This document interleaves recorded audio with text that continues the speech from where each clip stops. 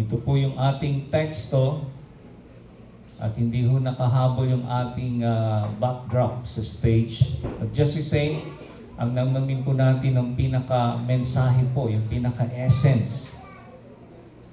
Okay, nandiyan na po ba kayo? Acts 5:29 sa ESV or English Standard Version, sabi, "But Peter and the apostles answered, 'We must obey God rather than men.' Whereas in King James Version, it says, 'Then Peter and the other apostles answered and said, We ought to obey God than men.'" God bless the reading of His Word. Shall we pray? Father, let your Word continually be a strength to each one of us. Hayaan niyo po, Panginoon, ang antas ng aming pananampalataya ay minsan pa may angat niyo po upang ang aming mga puso't isipan, maging aming mga pangatawan ay sumunod sa iyong mga alituntunin. At alam namin, Lord God, that you are bringing us in another year of grace. At patuloy kami, Panginoon, aasa, patuloy kaming magtitiwala, kami patuloy na susunod sa iyo upang maranasan namin minsan pa ang iyong kabutihan. We give you all the honor. Let the word of wisdom, word of knowledge, the gifts of the Spirit be operational today. At hayaan niyo po na inyong salita ay maging tabak ito, Panginoon, a two-edged sword that will pierce, dividing asunder between a man's soul and spirit. Kaya alam namin, Panginoon, ang iyong kapangyarihan, ang iyong salita ay dudulot ng pagbabago sa buhay ng iyong mga anak. In Jesus' name we pray, and everybody say, Amen. Palapakan natin si Lord. Hallelujah. Ayon po kay Santiago, in James 1:22, ang pagsunod po, it is not merely hearing the word. Nakikinig po ba tayo? Sabi mo sa katabi mo, hindi yan sapat. Or even saying it. Minsan, narinig natin yung pangako ng Diyos, salita ng Diyos, at ito'y inuusap natin sa panalangin. But beyond that, beyond hearing and beyond saying, we need to be doers of the word. Amen po ba? Performing it until it's done. Ito yung gusto ng Panginoon sa atin, na hindi lang basta tayo punong-puno ng salita ng Diyos, kung hindi meron po tayong pagsunod sa ating Panginoon. Kanina habang tayo nag-worship, alam niyo yung word ng Lord sa akin, sinulat mo nga po dito sa mabuti may papel po ako dito sa Bible. Ang sabi po ng Panginoon, if my people will obey, obedience is bringing us to the point of blessings. Hello. Pag tayo daw po ay maging masunurin sa ating Panginoon, dinadala natin ang ating mga sarili sa lugar na kung saan ang blessing ng Lord ay dadaloy. Amen? Pwede ba natin palapakan si Lord doon? Hallelujah! Maaaring may mga bagay na inaantay tayo kasi for the past few months, itong taon na ito, 2013, di po ba yung meron tayong theme about the peace of God, and the peace of God will bring about progress. Pagkatapos na umusad tayo, prosperity, maaaring tinatanong natin yung ating mga sarili na, Pastor, bakit hindi pa nangyayari sa akin? Although some of us are testifying kung ano man yung ating mga naging tema before, ay nagaganap po sa kanilang mga buhay. At maaaring tinatanong nyo, bakit hindi pa nangyayari sa akin? I don't know. Pero isang bagay ang pwede kong sabihin sa inyo, maaring nandun ka pa sa point of obeying God. Hello? Dahil kapag tayo sumusunod sa Lord, 100% bukas ang kalangitan. Amen? Naalala niyo po ba yung parable of the two sons in Matthew 21 verses 28 to 31? Sabi nung tatay doon sa unang anak, "Anak, punta ka sa bukid. at ikaw ay magtrabaho doon. Ang sabi po ng anak, ayoko po. Pero kalaunan, na-realize niya, kailangan niya sumunod. Kaya tumungo siya doon sa bukirin at nagtrabaho. Whereas yung isa namang anak, sinabihan ng tatay kasi ayaw nung una. Yung pangalawa, sabi ng tatay, anak, punta ka sa bukid at may gagawin doon. At ang sabi po ng anak, opo tatay, sige pupunta ako. Pero kalaunan, hindi tumungo doon sa bukid. Ang tanong ni Jesus sa kanyang mga disciples, sino sa dalawa sa tingin ninyo ang sumunod sa kalooban ng kanyang ama? Yung ba nagsabing, yes Lord, yes Lord, yes, yes Lord.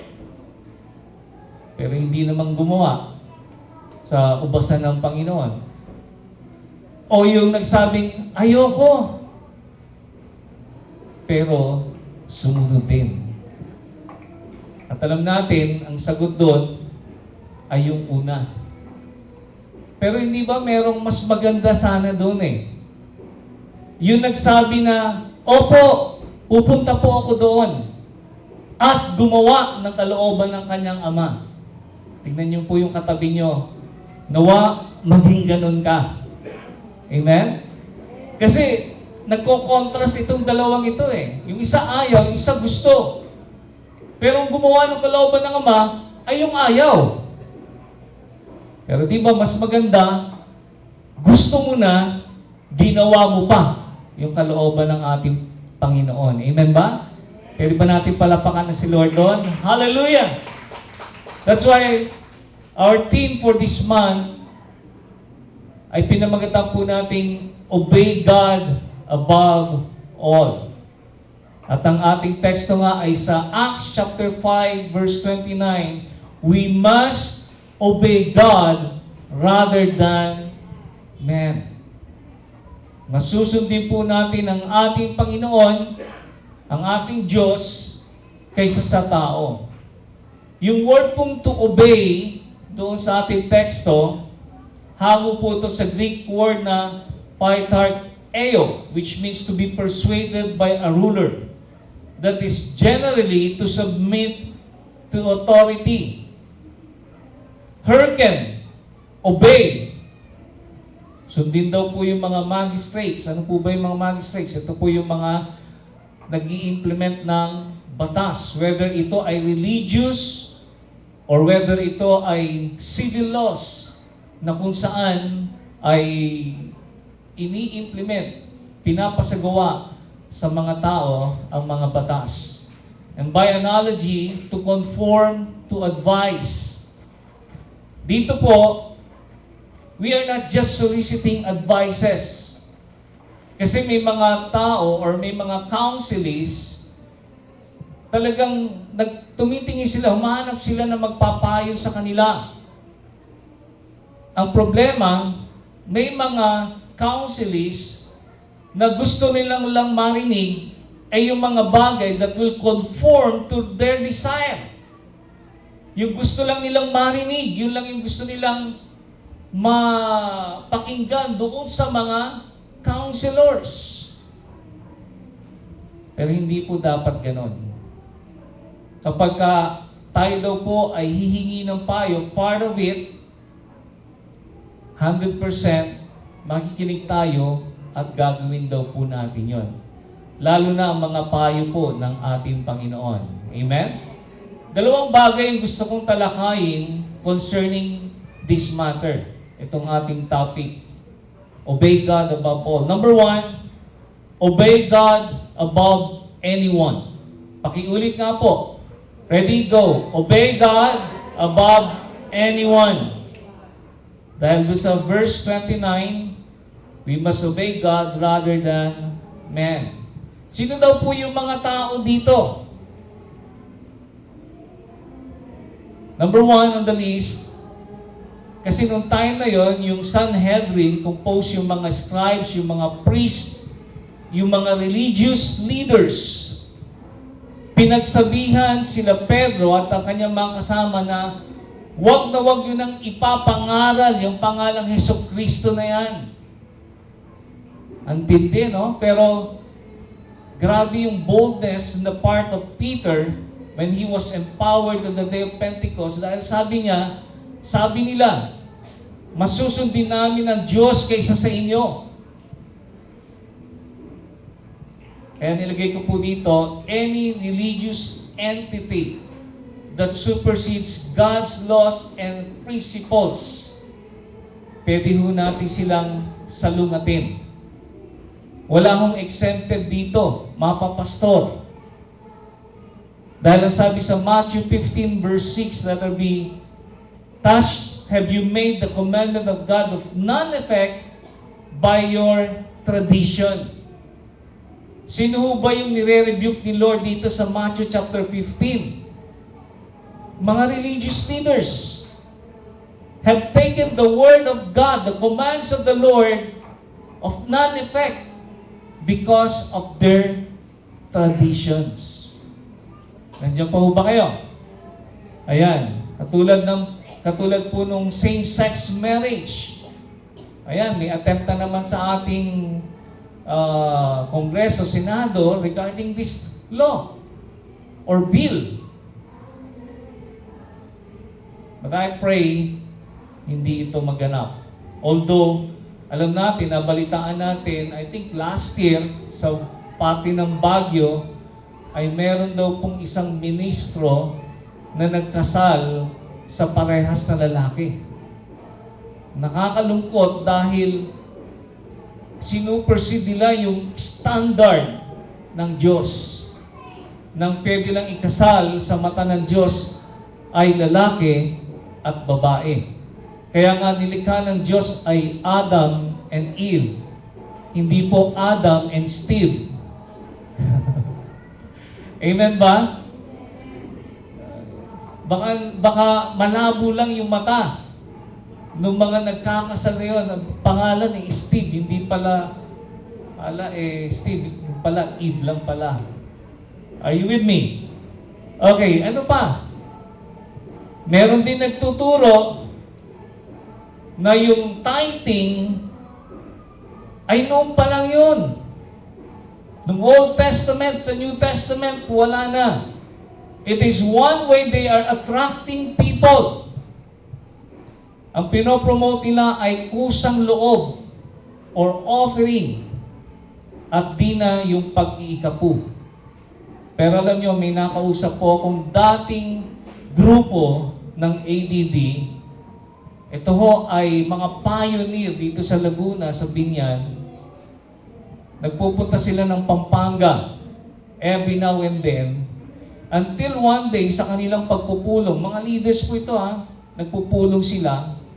Yung pinaka-leader po ng grupong ito, dahil sa kanilang TV program, nagtoka na, o ikaw, magkano bibigay mo? O ikaw, sige, 1,000, 1,000, ganyan.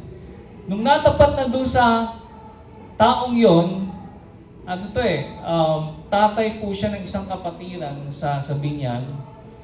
At ang sabi niya, nung tinukahan na siyang 1,000, sabi niya, aba, Eli, babanggitin ka rin yung pangalan, sabi niya, ala ko ba kusang loob? Bakit nagtotoka ka?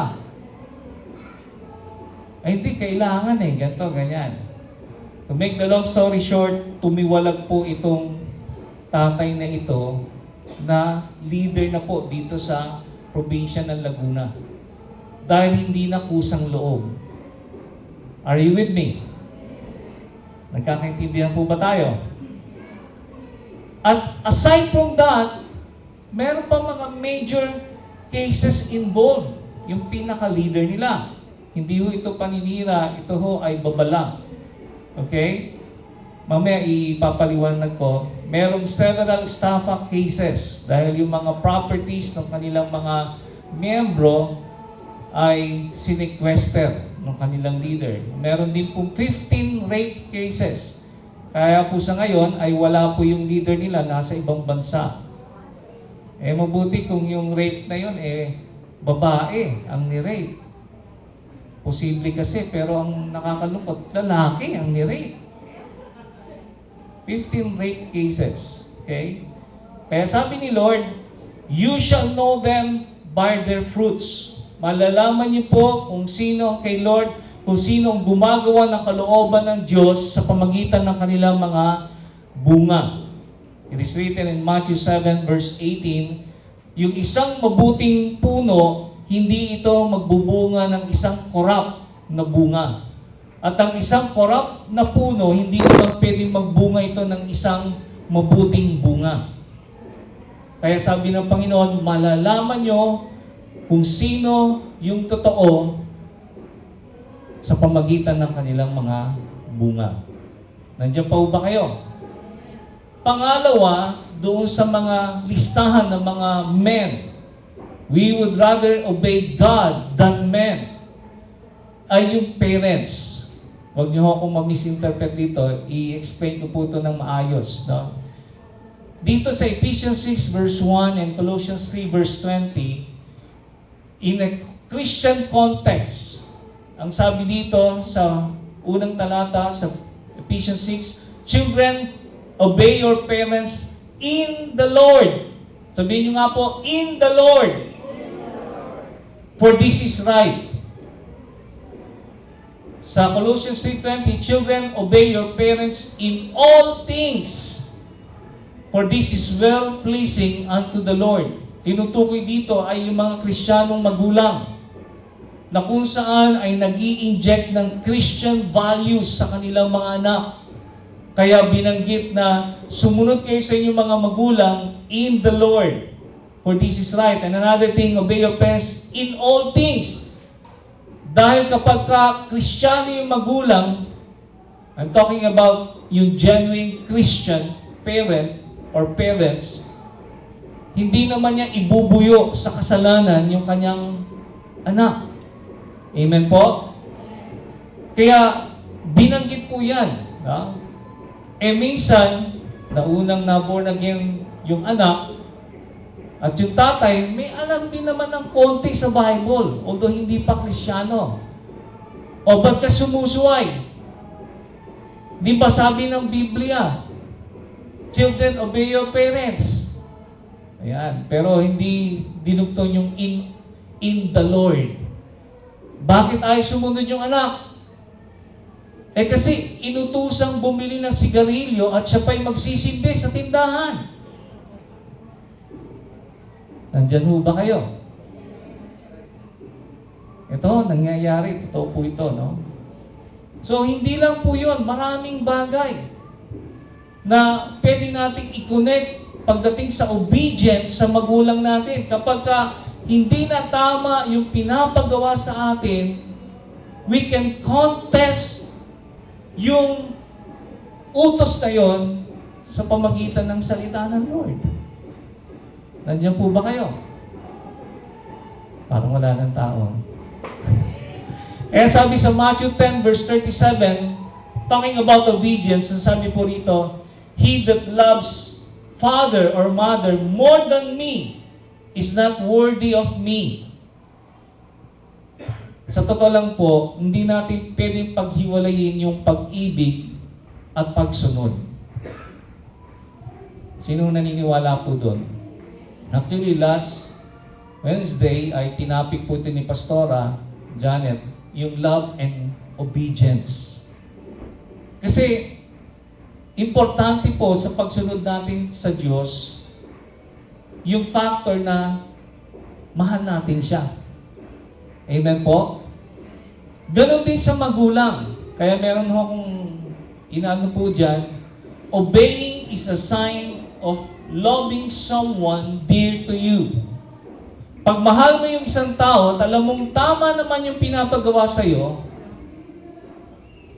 you have the right to remain silent. Kala nyo sa korte lang yun. O sa mga nanguhuli lang ng mga alagad batas, ng batas, ano? O hindi maging sa relationship ng magulang at ng anak. Kung sa tingin mo, yung pinapagawa sa iyo, hindi ka ipapahamak, gawin mo. Not because you have to, but because you love to. Mahal mo kasi yung tao, kaya ka sumusunod. Hindi dahil napipilitan ka lang, dahil ayaw mo. Nandiyan pa ba kayo? Amen ba sa mga anak? parang ilan lang kayong anak. Amen ba sa mga magulang? Ba, mas paboryata sa magulang itong sinasabi ko. Hindi maka-amen yung mga anak eh. Amen ba mga anak? Ayan, parang kulang pa yung boses ng mga anak, ano?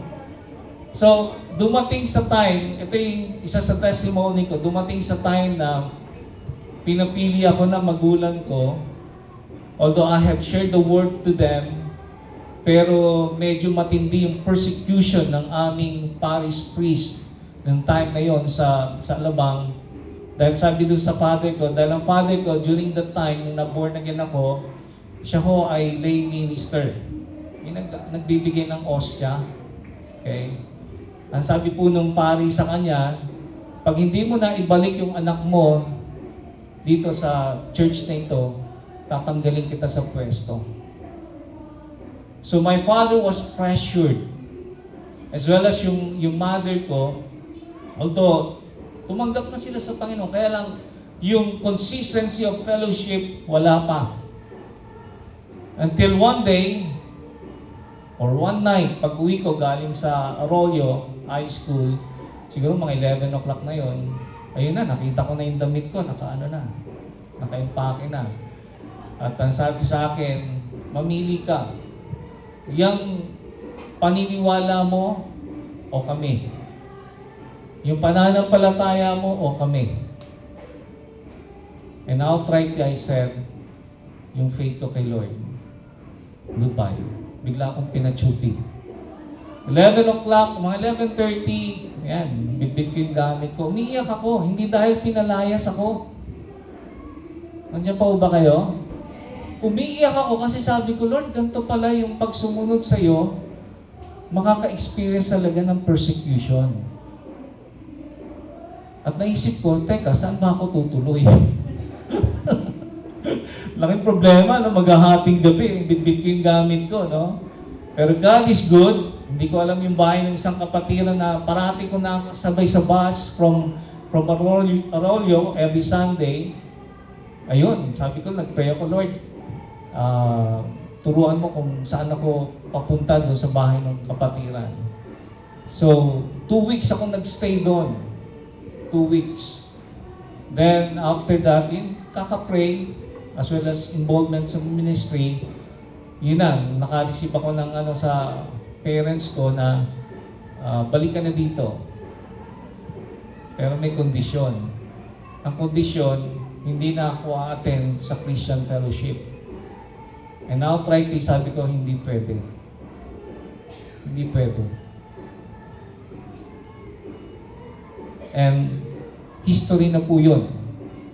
Dahil po doon sa pag-stand ko sa faith, na alam ko yung ginagawa ko ay tama, sumusunod ako sa Diyos, hindi nila ako napilit na bumalik sa dating pananampalataya ko. May mga pagkakataon sa pagsunod natin sa Diyos, may choice ka, kapatid, between the Lord and your parents. Pero kung involved na yung faith mo, stand on your ground and pray. But expect, may persecution, yes. Buti nga, ganun lang eh. Sa ibang bansa, grabe. Sa India, talagang papatayin ka. Sa Middle East, at iba pang bansa. Sa China, dahil sa kanilang pananampalataya sa Lord. Another person na tinutukoy po doon sa Acts 5:29, yung men, ay yung partner or partners in life. Bakit partners? Marami kasi ito. Una, yung spouse. Ayan. That will dominate your life. Kahit na sa aspect ng pananampalataya mo, there are times na didiktahan ka. Halimbawa, unbeliever, yung partner mo. Didiktahan ka sa kanyang faith. Wala yan. Huwag na kayong umattend, ganito, ganyan, and so forth. Yan, may mga patotoo tayong ganyan, di ba? But the main thing is, Yung faith natin matters a lot. It will cost you your life, even your family. Kaya kung alam mong tama ang iyong tinatapakan, tama ang iyong pundasyon ng pananampalataya, then pursue it. Obey God above all. Amen po? Ang tinukoy ko po dito, nilagay ko yung Mrs. 3. Meron daw po kasing ministry. Pagdating sa kaperahan, merong ministry. Okay. Pagdating sa bahay, Mrs. 3. Ayan po. Medyo minsan mabigat po yan, pero ibalanse po natin. Okay? So, may kilala po kami ni Pastora Janet na napagkwentuhan lang po namin. I think, last month, may nakita po kaming kapatiran sa SM Tunasal. Napagkwentuhan yung isang pastor. Alam niyo itong pastor na ito before, mga siguro 80s, hinahangaan ko po itong pastor na ito. Ang galing niya magturo. Talagang gifted siya. Pero alam niyo ngayon, wala na siya sa ministry. Bakit? Dahil sa Mrs. 3. Mas sumunod siya sa kanyang misis na mag-business na lang kaysa sa pagpatuloy yung God's business. Yes, they are successful sa kanilang business. Meron silang boutique. Pero ang tanong doon nalulugod pa ang Lord sa buhay po nitong taong ito kung hindi niya ipagpapatuloy yung kanyang ministry na tinawag siya ng Panginoon. Ay, initial lang po yan, hindi ho yung Pastor Arnel Galvez. Pastor po yung P, pero bahala na kayong humula doon sa AG. Hindi ho yan Assemblies of God. Ito ho ay isang tao po na kilala po namin. Kasama din po doon sa partners in life, yung mga anak natin. Don't let your children dictate your faith. Hello? Pero kung sila yung nauna, na na-born again, possible. Sila yung magdala sa inyo sa Panginoon. Pero kung kayo yung nauna, dapat tayuan ninyo yung inyong authority as a parent. Naalala ko kasi doon sa Matthew 10:37, letter B, hindi lang yung magulang pati yung mga anak. Pag mas mahal daw po natin yung mga anak kaysa sa Lord, mas sinusunod yung anak kaysa sa Lord, medyo may problema tayo. May problema tayo. Naalala ko po yung pinuntahan namin na isang pamilya, siguro ilang taon. Nabanggit po nung nanay na sabi niya, nung maliliit pa yung anak ko, kahit saan ko silang dalhin na church, sunod yan. Ngayon mga professionals na yung mga anak ko, hindi ko na sila maakay kung sana dito na nga lang sa church ninyo pero ayaw nila Nandiyan pa ba kayo? Baliktad na, yung anak na yung nasusunod. Kasi yung anak na nag-aabot ng pera sa magulang. Dati yung magulang na nag-aabot ng baon sa kanyang anak. Sabihin mo sa katabi mo kung kabataan pa yan, para sa ito. Sumunod tayo sa Diyos, yung authority, then yung magulang natin. Pagka nagkaanak na kayo, tsaka nyo ma-realize na tama itong prinsipyo ng Diyos na ito. Merong levels of authority na dapat tayong sundin, at kapag sumunod tayo, pinagpala kang lubos. Amen? Amen. Palapakan natin si Lord doon. Hallelujah! Isa pa po doon sa partners in life, yung mga business associate. Ayan, dapat no compromise. Pakisabi nga sa katabi mo, no compromise.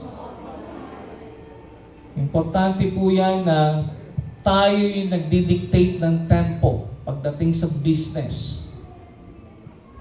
Ang problema lang kapag ka mas malaki yung share ng partner mo. At mas marami sila doon sa board na mas malaki yung share kaysa sa'yo. Problema po yun. Pero just the same, do not compromise your Christian values or even your virtues, Christian virtues. Number 4, doon sa tinutukoy dito, yung mga professionals or position-wise. Binanggit sa Hebrews 11 verse 23, by faith, Moses, when he was born, was hid 3 months of his parents because they saw he was a proper child. And they were not afraid of the king's commandment.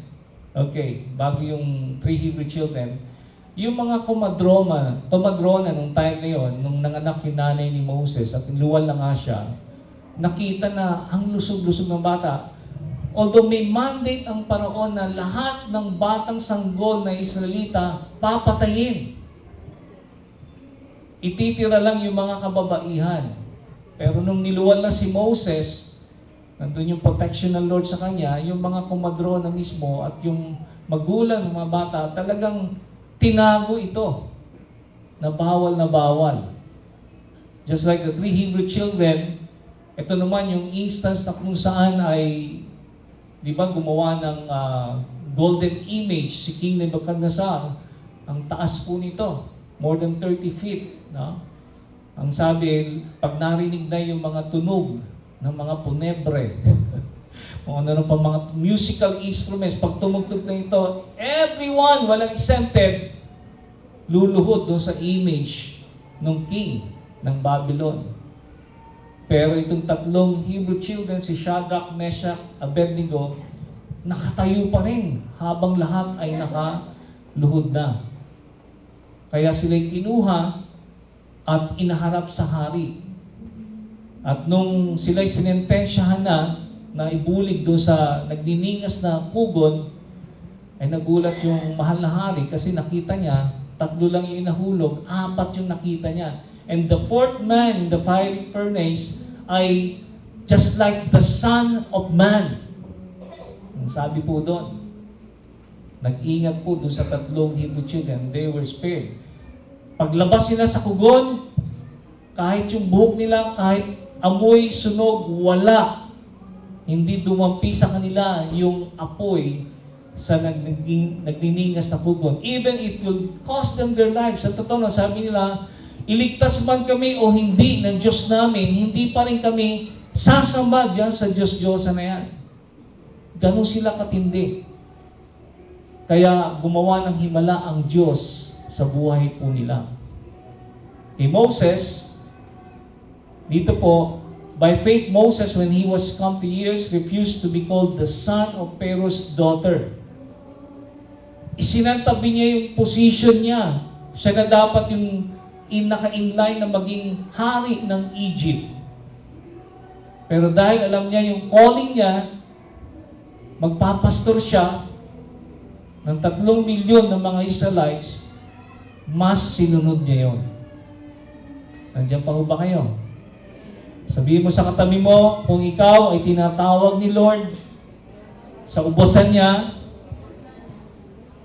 handa ka dapat i-give up ang iyong profession. Nandiyan pa ba kayo? Kwento ko lang saglit. Yung po nag-speak sa atin last year, early this year lang po, si Pastora Roslyn.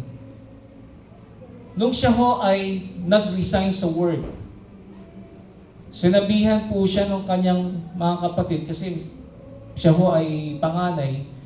Yung si Dudong, yung 6-footer po na nag-testify sa atin dito, na nasa Canada na, sabi sa kanya, ate, ito nung maliit pa siya, no? Ate, sinayang mo ang pagiging magna cum laude mo. Ang taas po, tapos ang ganda ng position niya doon sa company namin. Pero tinawag siya ng Lord and immediately, she left our company. She resigned. Ako naman, parang nainggit. Holy jealousy, no? Parang ako nainggit, sabi ko, sarap naman niya. Ang laya niya, nag-ministry kung saan-saan, no? Until one day, na-receive ko yung word ng Lord, hey, mag-resign ka na rin. Sabi ko, Lord, paano yung magiging, yung pamilya ko, yung mga parents ko, yung mga kapatid ko, paano yung magiging future family ko? Dahil during that time, binata pa po ako nung time na yon. Tapos tahimik si Lord. Tahimik siya. Sabi ko, sige Lord, kung yan ang kagustuhan mo, so be it. After 2 years stint in the company, ayun, nag-tender ako ng resignation. Sabi ng manager sa akin, binargain pa ako eh. Sabi sa akin, talaga bang magre-resign ka? Sabi ko, yes sir. Eh alam mo ba yung mga bagong mga engineers natin dito may privilege silang padala doon sa 3 bansa na ay yung 3 main contractors po ng company namin. Coffee Belgium, MHI Japan, tsaka DYC Spain. Imagine, ilang kontinente yung mararating. Pero ganun pa, masabi ko, sir, pasensya na po kayo. Napag-utusan lang po ako na kailangan sumunod ako. Alam nyo, agad-agad, after that bargaining, nung sinabi ko yung bagay niya, pinirmahan ka agad. Ang problema, pag nag-resign ako, wala na yung privileges ko na mag-stay doon sa Leyte Complex or Leyte Industrial Development Estate. Tanggal na ako doon. Wala na akong bank house. Wala na rin akong sweldo. Di po ba? Pero I thank God kasi nakasurvive ako doon. Until one day, sabi ng Lord sa akin, balik ka ng Manila. Hanapin mo si Pastora Janet. Ay, hindi pa siya pastora, no? Joke po. Di pa ako kami magkakilala niyan. Si Lord ho yung nag-ano sa kanila na lumipat sa JL ho noon. Ay, nandun ako sa JL noon. Pinalipat siya ng Lord para magkita kami. Di ba? Kwento lang po yun. Pero ang totoo noon, si Lord ang nag-orchestrate ng lahat ng bagay na yun.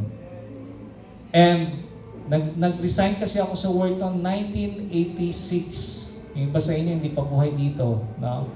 1986. Ilang taon na po ngayon? Anong taon na po? 2013. So ilang years na po ang nakaraan? Ha? 27? 27 years. Imagine, parang kailan lang. But I thank God kasi mas sinunod ko siya kaysa doon sa profession, kaysa doon sa ano pa mang plano ko sa buhay at hindi ko po pinagsisisihan yan. Maaaring ganoon din kayo. May mga naging desisyon kayo para sa Panginoon at hindi niyo ito pinagsisisihan. Amen po ba? Yan. So kasama din po dito ay sabi sa Hebrews 11:24, by faith Moses, when he was come to years, refused to be called the son of Pharaoh's daughter. So, may mga batas tayo, RH Bill. Ang context po ng RH Bill sa tingin ng mambabatas natin ay okay, pero ang totoo niyan, they are giving license sa mga kababaihan na buntis na magpa-abort. I don't know if you have studied it, kung nabasa niyo po itong RH Bill, okay sana kaya lang ang daming tumututol po dito. Kahit yung mga pastor natin sa iba't ibang churches tumututol dito sa RH Bill. Because itong bill na ito, intentionally will kill not only thousands but also millions ng mga bata. Okay? So ano pa? Sa Amerika naman, alam natin, na-share ko nito, yung Supreme Court in-approve na yung health bill. Ang nakakatuwa dito, pinanindigan po ng mga Christian pastors, lalo na sa California, na hindi sila masusunod doon sa bill na yon. Imagine, hindi ka makakatanggap ng benepisyo, hospitalization, sa atin parang SSS, at maraming pang iba. Pati yung food stamp nila, yung mga senior citizen. Bago ka makatanggap ng food stamp, kinakailangan ilagay muna sa katawan mo yung biochip. Alam natin, this is the mark of the beast. Nasabi sa Revelation, hindi ka pwedeng bumili, hindi ka pwedeng mag-travel kung saan na wala itong tatak ng halimaw, the mark of the beast. Let me share to you a story. Si Christian Herter, okay, isa po siyang governor sa Massachusetts. And he was running, okay, ba't napunta dito?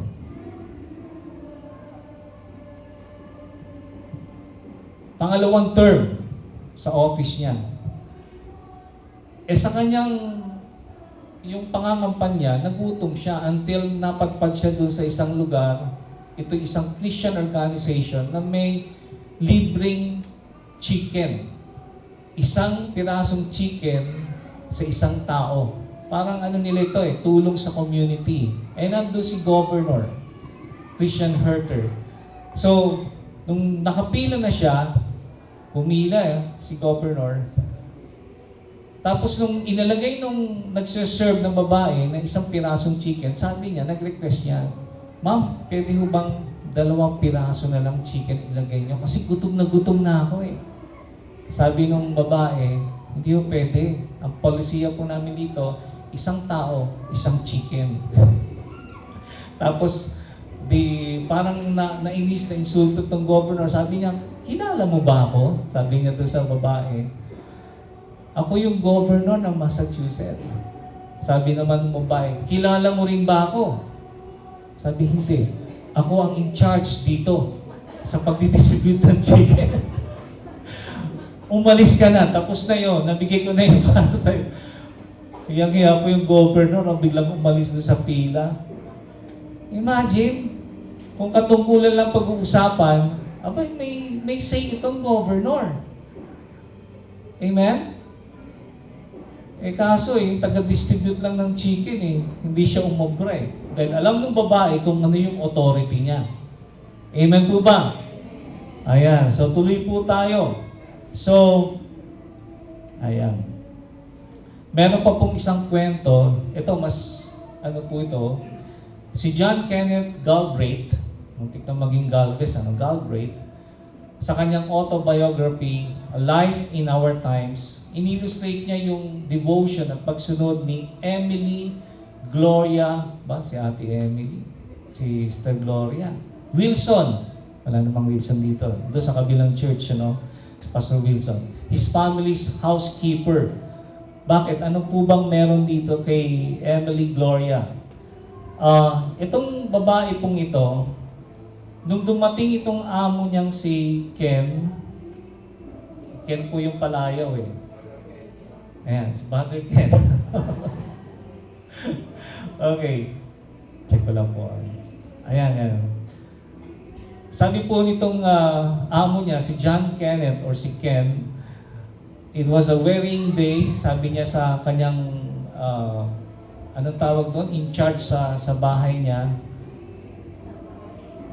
Hindi po niya, basta yung, yung mayordoma or caretaker. Sabi niya, pwede ba i-hold mo lahat ng telephone calls while I have a nap? I-glip lang ako, tutulog lang ako saglit, So, pupasok siya sa kwarto niya at umidlip. Maya-maya, nag-ring na yung telephone. At sabi po ni Lyndon Johnson, tumatawag po sa White House, "Get me Ken Galbraith. This is Lyndon Johnson." Kilala niyo po ba si Lyndon Johnson? Sabi po nitong babae, si Emily, "He is sleeping, Mr. President. He said not to disturb him." Yan, imagine, presidente na yung tumawag sa kanya, "Well, wake him up. I want to talk to him." Pagisingin mo siya. Gusto ko siya makausap. Sabi po nitong babae ito, "No, Mr. President.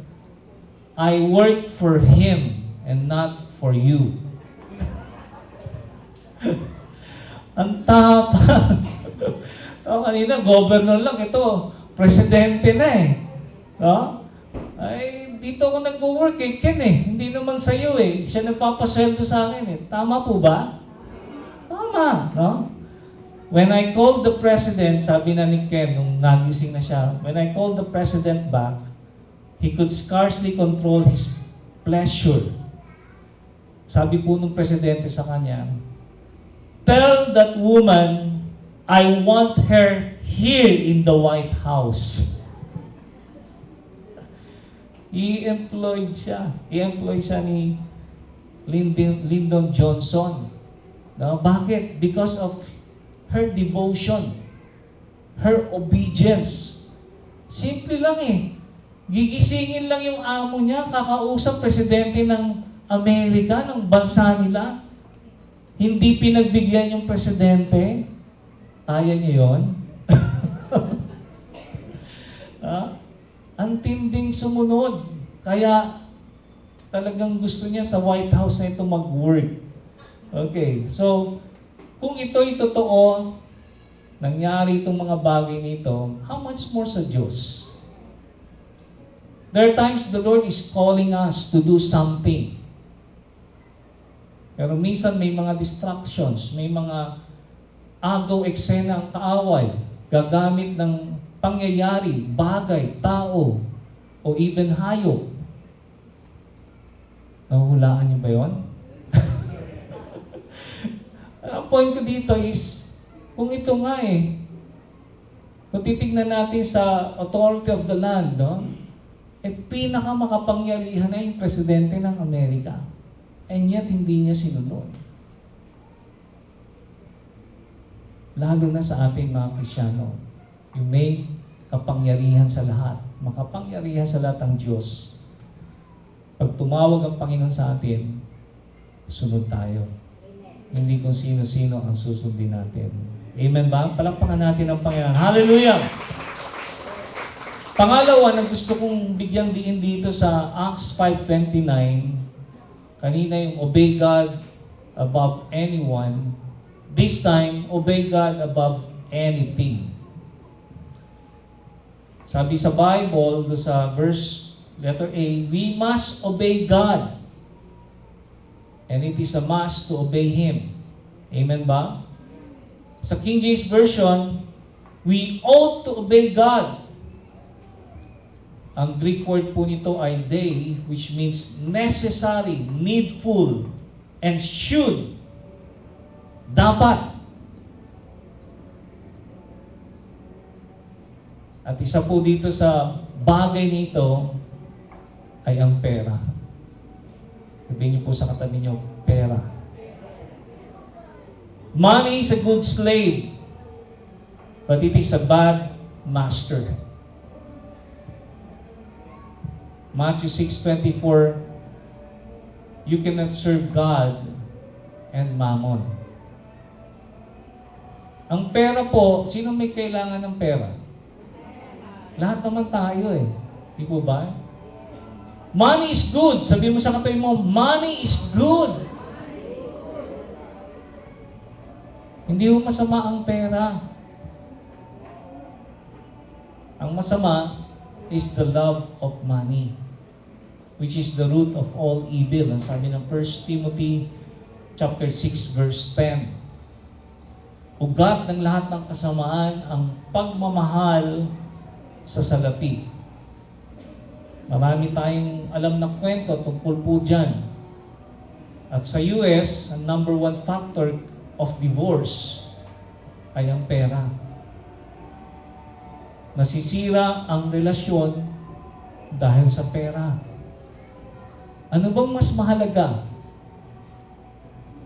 Yung sinabihan mo ng I do sa dambana, that till death do you part, o yung pera?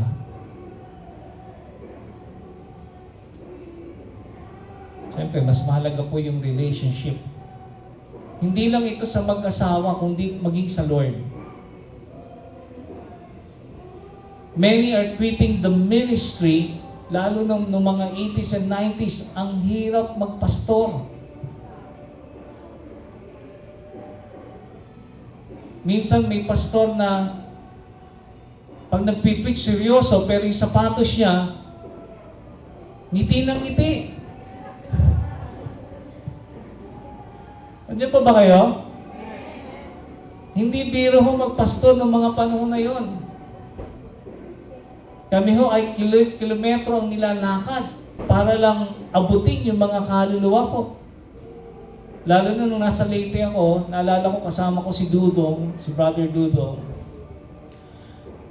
Sinusog namin yung bundok, kabundukan po sa Leyte. Ang daming pogi po dun eh. Tingnan niyo yung katabi niyo, pogi ba yung katabi niyo? Daming pogi po dun eh.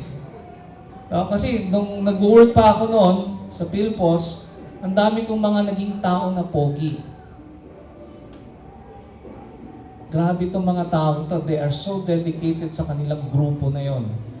At handa silang pumatay for the sake of their group o yung pinaglalaban nila. Pero ganun pa man, walang takot sa akin na susugin yung mga bulubundukin na yon. Until one time, natawa kami kasi ang nasolvin lang namin ay isang bahay lang, isang pamilya lang. Whereas kasi dalawa-dalawa kaming humayo eh. Tapos yung isang kapatiran, alam niyo ba, yung pina-shutdown niya yung rice mill para mag-preach lang siya. Ang haba ng pila nung mga magpapakiskis ng palay hanggang maging bigas ito. Pinahinto niya, kinausap niya may-ari. Sabi niya, pwede ba akong mangaral? So, sinutdown muna yung ang daming naligtas. Kaya nagbibiroan kami ni Brother Dudong eh. Sabi ko, hindi yata ako evangelist eh. Hindi yata yun ang calling ko eh. Siya naman, sabi niya, ako rin. Baka ako'y evangelist. Sa Bisaya kasi yung uban, sama ka. Sama-sama lang. Dakilang alalay. Pero ganun pa man, ang importante po dito ay ginagawa natin yung kalooban ng Panginoon despite of yung mga kakulangan natin. No? Pero sa ngayon talagang yung pastor ay kinakarir na. Yan. Medyo dahil doon sa mga pinundan ng mga naunang pastor, yung mga nag-aani ngayon ay yung mga new breed of pastors. Nakikita niyo talagang forma na lahat. Dati para lang pinabili ng ng suka ng magulang Okay, so nagkakaintindihan po ba tayo? So money is good. It is a good slave. Pero ito'y masamang amo. For the love of money is the root of all evil. Yan. Kasi noon, Cadillac lang, okay na eh. Basta to do the work of the ministry. Kahit doon, nandito pa ako nun sa kabilang bakod eh. No? Alam niyo, itong buong Pasita Complex, hanggang doon sa Wana 6, hanggang Silmer, tapos yung sa Binyan, hanggang Santa Rosa, yun, medyo nagko-commute na kami pagdating sa Binyan, tsaka sa Santa Rosa. Pero dito sa area ng San Pedro, most of the time, Cadillac po kami. Kasi pagka binigyan na kami ng listahan ng ipa-follow up, at kapag ka nag-special ka, hello, kulang pa yung tatanggapin mong allowance kaysa doon sa pamasahe mo. Hindi maglakad ka na lang. Natutuwa naman ako, pinahiram ako nung biyanan ko ng trendy. Alam niyo po yung trendy ng motorsiklo, pag ubos na yung gasolina, pwede mo na siyang i-bike. No? Convertible siya eh. Pwedeng manual, pwedeng automatic. No? Matipid naman. So, yun. Isa po sa mga ng karanasan sa ministry. Materialism, isa pa po, a stronghold, an attachment. What's holding you back? Ano ba yung hindi mo maibigay sa Lord? Alala niyo po ba si Lot's wife? Asawa ni Lot? Ito yung pumapangalawa sa pinakamaikling talata sa Bible. Kasi yung unang talata ay Jesus wept, John 11:35. Pangalawa po to, remembers Lot's wife. Why did she look back? Bakit siya tumingin pa muli? Why did she turn into a pillar of salt? Nandyan ba yung picture? May picture po ako noon. Makikita po itong pillar of salt nito sa Jordanian side ng Dead Sea. At ito po yung pinaka-itsura. 40 po siyang tao na naging pillar of salt. Yan po ang tinatawag na Lot's wife. Ebidensya po yan. No? Kasi tumingin siya, dahil sabi ng Lord, huwag kayong titingin unless you will become a pillar of salt. May trivia po ako sa inyo. It is interesting that she is described as a pillar. Sa Hebrew, ang pillar po ay not shield, which means a garrison, a deputy, or something set to watch over something else. And the image of Lot's wife standing watch over the Dead Sea area, where to this day no life can exist. Dahil tinupok nga po ng Lord yung Sodom at Gomorrah. No life can exist is a poignant reminder to us not to look back or turn back from the profession of faith we have made, but to follow Christ without hesitation and abide in His love. Imagine, nawala na siya ng buhay, yung kinalalagyan pa niya, walang buhay na nag-e-exist. Okay? So, paris po yan sa mga fire victims. Binalikan pa yung bagahe o kung ano yung damit nila hanggang naabutan na sila sa loob ng nasusunog na bahay at kumitil sa kanilang buhay. Nandiyan pa po ba kayo? You want more? So, let me share to you Management 101. Stewardship. Si Adan, kinomission siya ng Diyos to have dominion, to take care of the garden, and not to become like God, having dominion over all worlds. And also not them having dominion over you. Ayan, pets, properties, etc. Okay. Kaya Dan, ang yung dominion niya, authority niya, pangasiwaan. Pero nakakalungkot, he goes beyond doon sa gusto ng Lord. Nung tinuksan na si Eva, na gusto niyo ba maging Diyos? Magiging katulad kayo ng Diyos. Doon sila na-trap. They wanted to be like God, kaya sila nahulog sa kasalanan. Kaya lang sa time natin ngayon, baliktad na, minsan, yung mga pinapangasiwaan sa atin ng Lord, they are having dominion over us. Hindi makaten ng church dahil may pakakaining aso, pusa, daga, kambing, baboy, at marami pang iba. Buti nga wala tayo sa probinsya eh. Amen po. Sa bagay, probinsya na rin itong Laguna. Pero dito, mga tirahan ng tao po ang Laguna, San Pedro in particular. Properties, hindi maiwanan yung bahay. Dahil marami daw pong magnanakaw.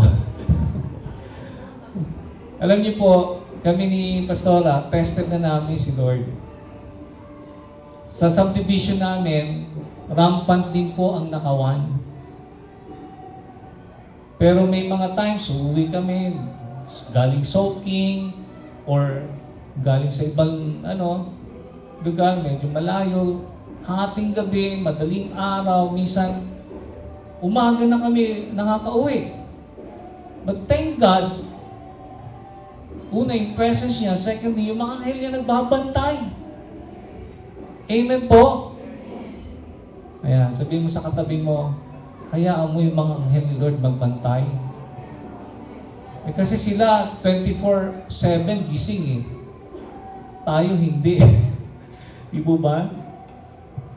Yun yung kagandahan doon. At isa pa rito, kung meron tayong mga Isaac, bines tayo ng Lord, whether ito'y bagay o tao, yung BF, yung GF, yung job, yung habit, pag pinag-give up sa'yo ni Lord, willing ka bang sabihin, sige Lord, sa'yo na?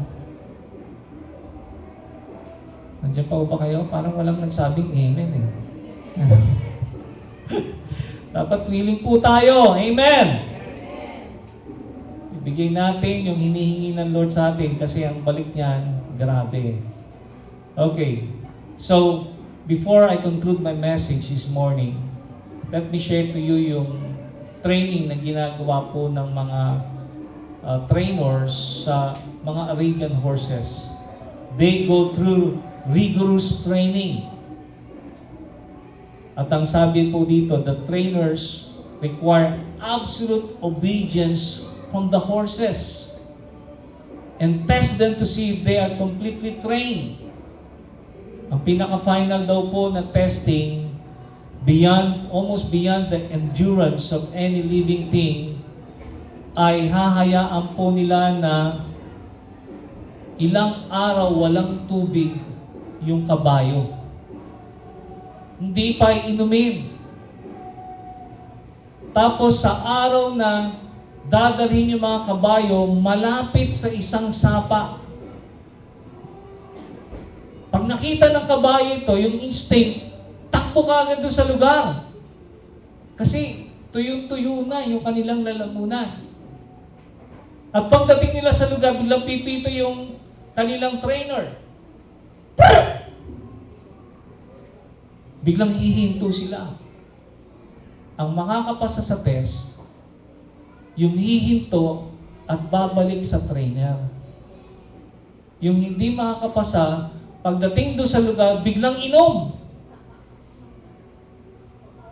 Hello? Pero yung makakapasa doon sa test na yon, ito yung talagang gagamitin nila. Maging gagamitin sa parade ng mga hari. O hari o prinsipe, prinsesa ng Arabia. Nandiyan pa ba kayo? Kasi gano'n sila kadisiplinado, gano'n sila sumunod. Kahit na buhay na nila yung kapalit. Meron po ba sa atin tubig lang. Parang si Iso. Diba si Iso? Gutom na ako, bigyan niyo ako ng makakain. Pinagpalit yung birthright niya. Akala niya, ganun lang yun. Kaya napunta kay Jacob, yung kanyang mana bilang panganay. Bagay. Ano bang mga bagay ang pwedeng ipagpalit sa Lord? O maaring pinagpapalit natin si Lord sa pagsunod sa Kanya. Lord, iba na lang paggawa mo sa akin, wag na yan. May bargaining na ginagawa tayo sa Lord. And as I conclude this message, as we trust God fully, and not our own reasoning or even our resources, then we can obey Him above all. Above anyone, above anything. Ito ho ay isang kwento ni Roger Staubach, who led the Dallas Cowboys to the World Championship in 1971. Let me end up dito sa story nito. Sabi po nitong si Roger, inadmit niya that his position as a quarterback who didn't call his own signals was a source of trial for him. Magaling itong player nito. Kaya lang, ang pinaka-testing sa kanya o pinaka-trial sa kanya, kapag kami sinabi si Coach Landry, gawin niyo itong play na ito. Lalo na ikaw, Roger. He told Roger when to pass, when to run, and only in emergency situations could he change the play. And he had better be right. Dapat tama yung idea niya pagka mga emergency cases na or situation. Even though Roger considered Coach Landy to have a genius mind when it came to football strategy, pride said he should be able to run his own team. May mga times na gusto niyang suwayin na yung kanyang coach. But later, Roger said, I faced up to the issue of obedience. Once I learned to obey, there was harmony, fulfillment, and victory. Nakita niya to. Pag sumusunod siya sa coach niya, ang ganda na nangyayari. Nagtatagumpay sila. Napanalo nila yung championship sa football field. Bakit? Dahil sa pusong masunurin. Talented itong player na ito, quarterback na ito. Parang si Tim Tebow. Pero kagandahan sa taong ito, masunuri siyang player. Hindi siya buwaya. Hindi siya yung solo star. He played according to the rules. And no wonder na nanalo sila at nanalo sila noong mga panahon na yon. Kumusta na ang buhay natin? Is there harmony? Is there fulfillment? Is there victory? Tayo lang po makakasagot noon ngayong umaga. But for sure, pag tayo sumunod sa Lord, just like Roger, we will experience itong mga bagay-bagay nito sa buhay natin. Amen? So let's obey God above all. Tayo natin tumayo. Hallelujah. Awit po tayo. Time pa po tayo. Sige. Few minutes more before we proceed sa itong programa pa natin.